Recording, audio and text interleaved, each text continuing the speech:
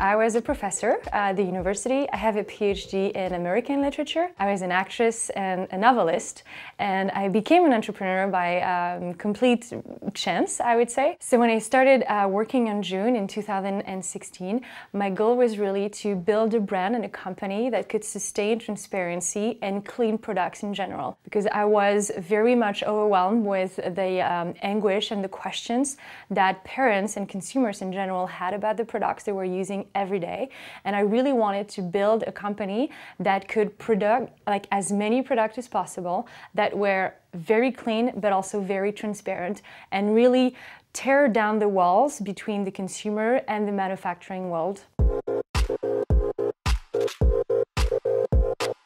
We were one of the few startups in 2020 who were not affected by COVID. Our products are everyday products that people need to use no matter what is going on.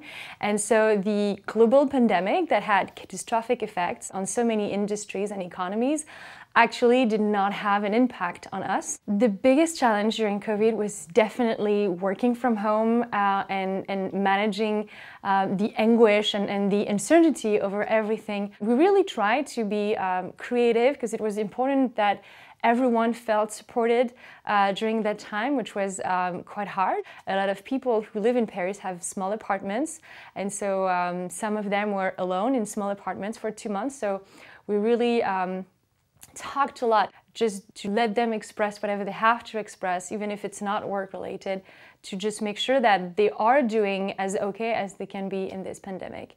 Because we were a very transparent company, we're very transparent with our employees, and so I really wanted to be able, from the beginning of the company, to provide people with information as often and as regularly as possible. And that helped create a very comfortable place for everyone, because I always feel that knowledge brings comfort, and then comfort makes you feel secure. And so because we've always worked this way, I think it's actually something that was very helpful for everyone during the pandemic. We have this unique media where parents actually come and touch point with us very frequently. And so it was really important for us to cater to their specific needs. Even though we're not a media company, we've always behaved like one. We've always behaved and felt it was our responsibility to really accompany people in their journey as parents. And so it's something that we did increase a lot during confinement. We did a lot of live videos, and we offered lots of content. I have a unique profile as an entrepreneur because I'm a woman and there are few of us. I'm also a solo founder. There are even fewer of us. Entrepreneurship is like a marathon that never ends, that has to be run as a sprint the entire time. So it demands resilience, it demands really, really hard work, courage and passion. I never get up any day not excited about coming to work. So I would say to any new entrepreneur, build the company that you dream of, build the company that represents what you stand for as a person, and that will help you make sense, and that will help you go through all the hardship and the hard times and the nights where you cannot sleep because you're thinking too much. And the one thing that will get you through is focusing on your business model. Cutting costs and looking at how much you spend is just one step into this massive mountain that you actually have to care for, which is your business model. Is your business model sustainable? And how do you ultimately make money for the company? A lot of startup companies today do not focus enough on the business model. And I know that because my first company, I was kind of like, yeah, I don't have a business model, but it doesn't really matter. I can always fundraise. I would definitely say that during the pandemic, having a very strong business model is one of the things that has saved a lot of companies.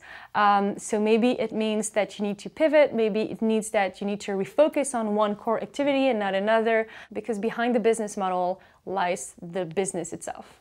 The world of business has maybe focused too much on skills, and do you have the right degree? Do you come from the right school? Do you come from the right family? And because I don't come from any of this, I mean, my parents are professors and I didn't have a degree in business or in marketing, I was very much aware of that. And I really wanted to build a company that was promoting this diversity of people and values to build something where people are united by one very strong culture and not by one degree or one school. Always trust yourself. In my first company, I didn't trust myself enough. I didn't trust my skills. I didn't trust the choices that I was making. I definitely would tell women, trust yourself. Listen to what other people have to say, but stop listening. I'm always the worst judge for myself. Like, I'm always the worst censor for myself and for my ideas. And I would always say, do not censor yourself.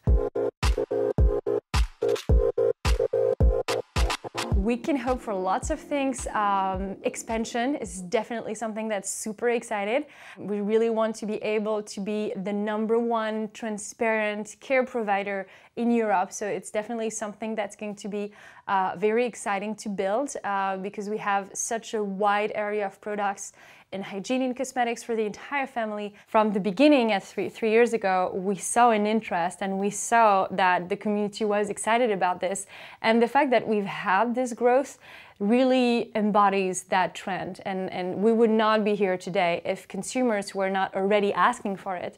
So I think it's only going to keep on growing in the next 10 years.